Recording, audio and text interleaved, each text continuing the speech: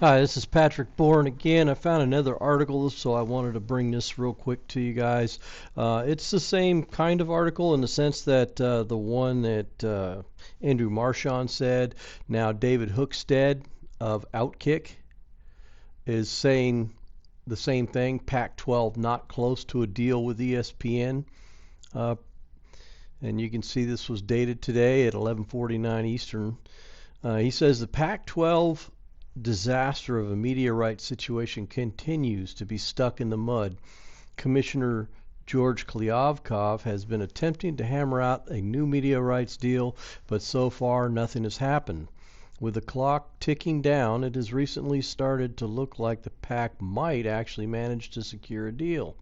It was rumored ESPN, which currently owns part of the Pac-12 rights, was in the mix as a possible option for the next media rights package, but that might not actually be the case.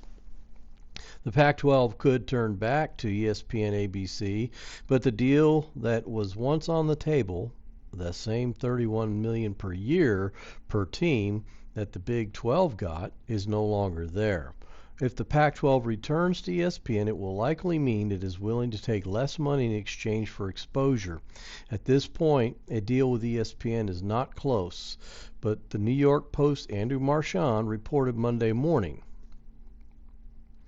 So what will the Pac-12 do? Marchand also discussed a potential Apple deal, reported two things that are very interesting. First, the fact that a deal between ESPN and the Pac-12 is not close.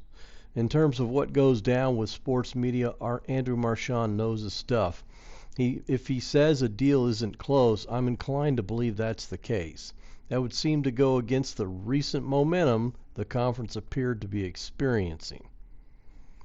Second, this is significantly more important. If the Pac-12 has to take less money from ESPN, possibly less than $31 million, that's when you'll start hearing real conversations about conference splitting up. Remember, several Pac-12 officials have urged calmness and claimed to have a deal that will get done.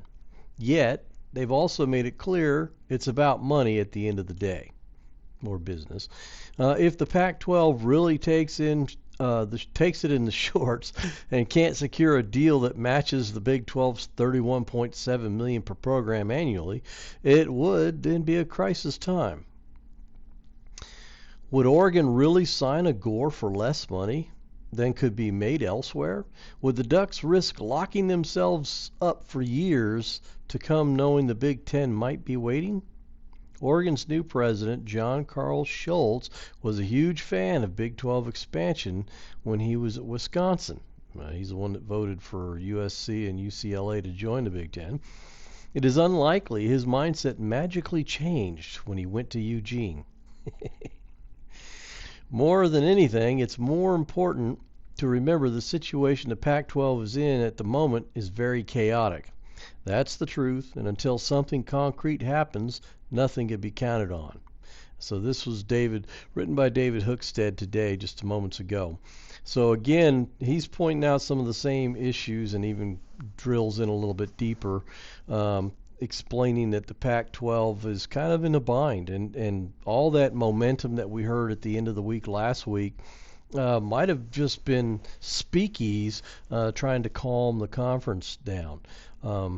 So I don't know. Like I said in my just a few minutes ago video, so the issues may get resolved here tomorrow during the meeting. We don't know, but just wanted to let you guys know what I found on this article here by David HookStead of the OutKick, and it was just a little while ago, 11 something Eastern time, 11:50 Eastern time.